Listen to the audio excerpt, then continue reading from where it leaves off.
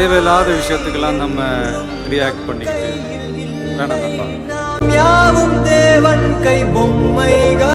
அவ்வளோ ஈஸியால இந்த உலகத்தில் நம்மளை வாழ விட மாட்டாங்க. போட்டு ஒரு வழி பண்ணுவாங்க. என்றைக்கும் தோற்காது பக்கத்துல இருந்து போட்டு நம்மள ஒரு ப்ரெஷர் பண்ணுவாங்க. வேற வழியே இல்லை. அதெல்லாம் தாண்டி தான் நம்ம வந்தாங்க.